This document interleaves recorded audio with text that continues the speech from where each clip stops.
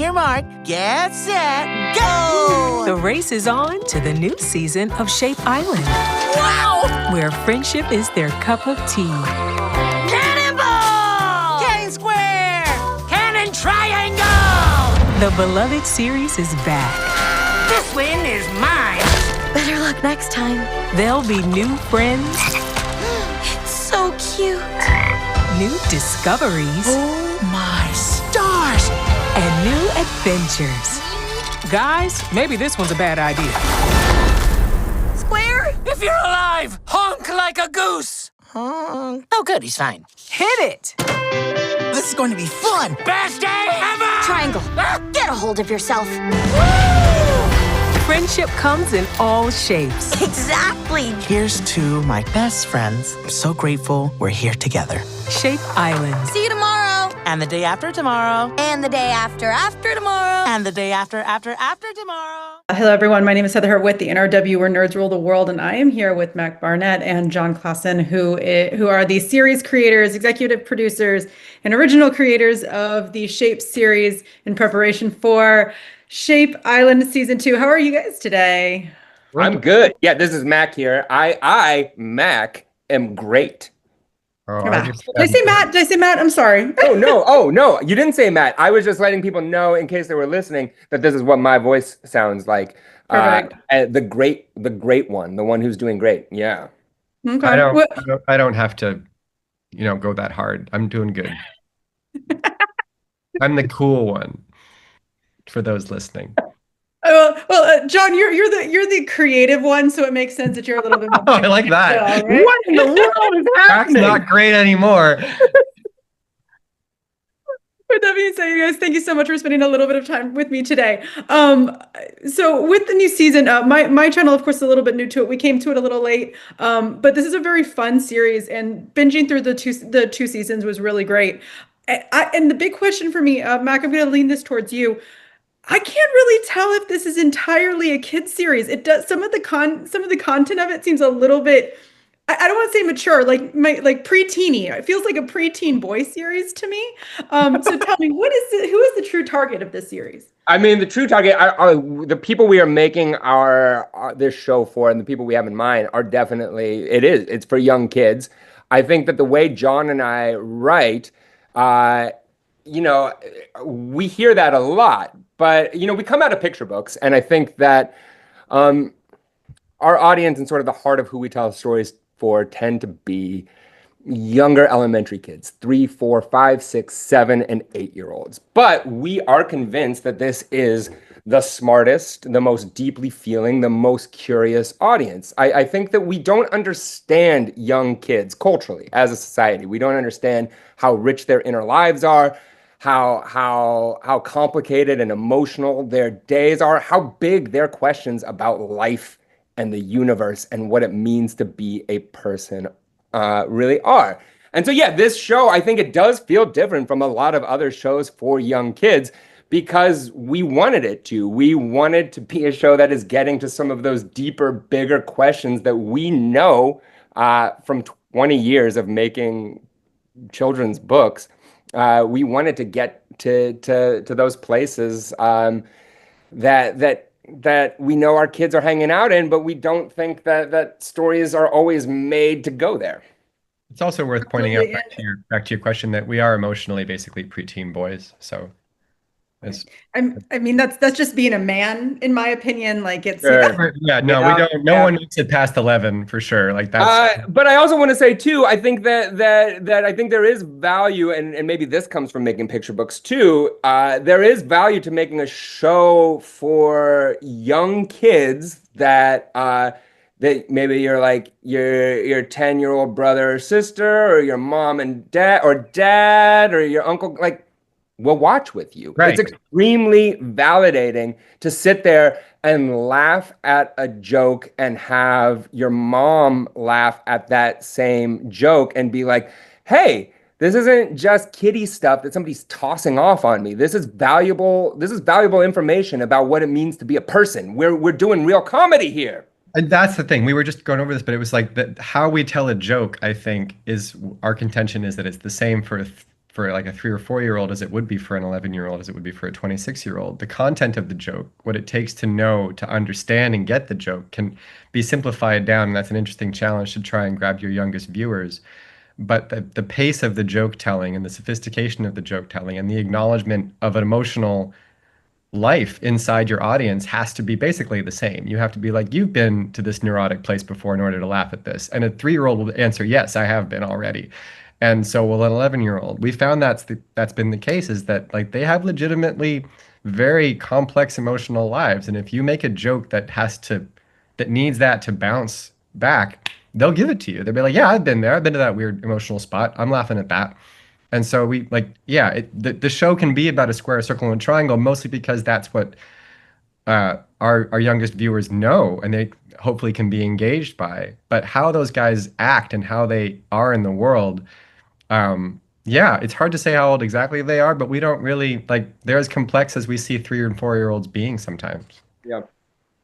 Absolutely. And I could, as my nieces and nephews, they are smart. I will say that they are incredibly intelligent. So it's not even about being, there's some dumb kids out there. It's just that they're emotionally very rangy as well. Like there's some dumb adults as well, but doesn't mean they don't have. That's right.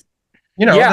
People, but like it doesn't mean that we can't also understand that they've had a very rich emotional landscape in whatever level of intelligence we've been given to play with. You have to understand also that, yeah, they've been to the same emotional weird corners, and like that's who you're telling stories to. Yeah. So let's move. So with that being said, let's move into season 2. What are some of the big changes? I love the sarcasm. I love the silliness.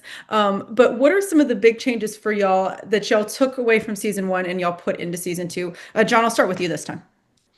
I think we got more into what our strengths were just on the crew themselves, and that reflected the episodes we get. I think there are more sort of what an idea that would make a complete episode, I think, evolved into not needing necessarily a huge adventure all the time, but it could be just like they got a little quieter almost conceptually. Some of the times it was just like one really good idea can carry 8 minutes now because we're stronger than we were as a team. And I think that reflects in some of the episodes where they're just like, that's the whole idea. And you're like, yeah, watch us pull this off. And it happens, I think, over and over again. We're like, we're going to land this. We're going to take what should only take like 30 seconds and get 8 minutes out of it, and a good 8 minutes at that. Yeah, this is a show about character, right? This is a show about point of view. And that is where our comedy comes from. That is where our pathos comes from. We are exploring characters. And that is something that John and I knew from the time we were making books, and that we thought of when we were developing the show. It's really important to our writers. Our head writer on the show is Ryan Pequin. And, you know, all of our writers, when writing these episodes, we were all on board with that. I think for a lot of writers, that is always going to be the most exciting thing, certainly for the team that we put together. But once, you know, we handed scripts off to Bixpix, and we started, you know, they made puppets, they started animating. Once we handed these scripts off to our cast and they started voicing these characters, we all got to know these characters even better. And I think that, you know, we're really lucky. Our cast is so good, so funny, and got these characters so deeply that started affecting the way that we write.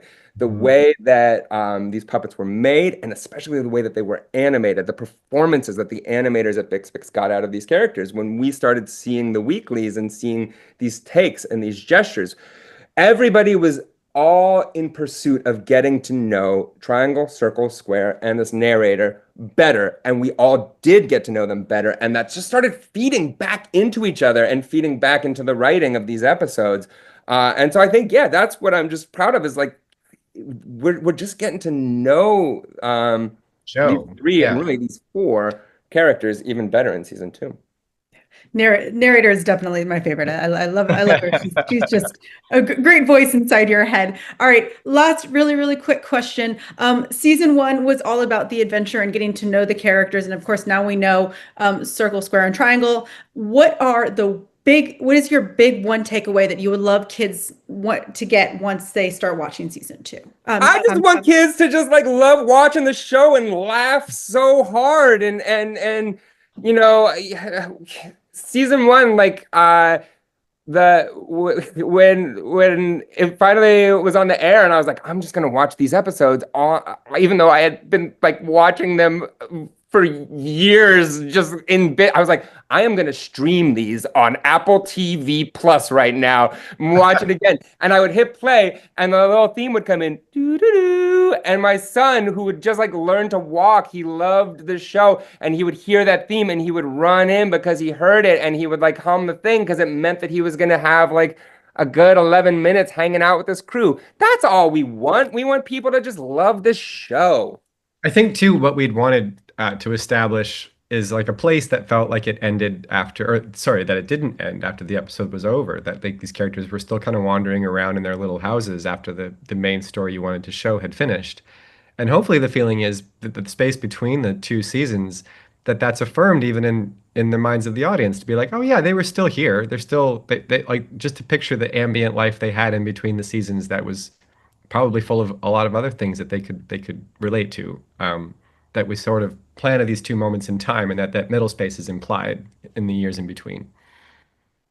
That is absolutely lovely. Thank you guys so much for your time. Shape Island Season 2 arrives on Apple TV Plus on August 29th. And of course, you can binge the entire first season right now. Thank you guys, and you'll have a wonderful day. Thanks, Heather. Traditionally, Picture Day is the moment when each shape tries to look their fanciest. They really want to impress their friends. The shapes also take their time to practice their most elegant poses, so the camera can truly capture them at their best. Wait, I wore this before. Still not quite right.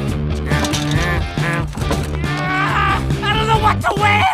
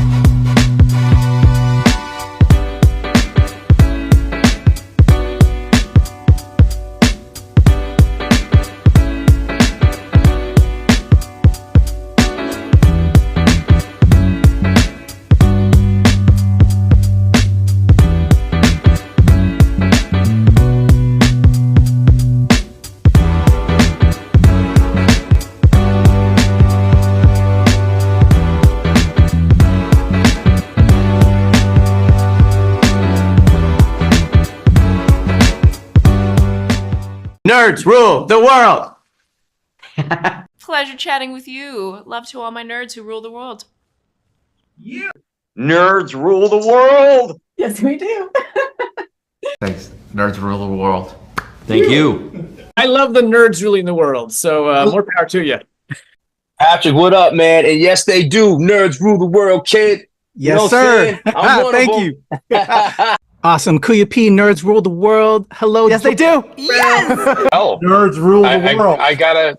It's in the title of your show, like nerds rule the world. Like I want more black weirdos on screen, and I don't feel like we ever get to see that very much. Thank you so much. Nerds do rule the world. Yes. Thank you.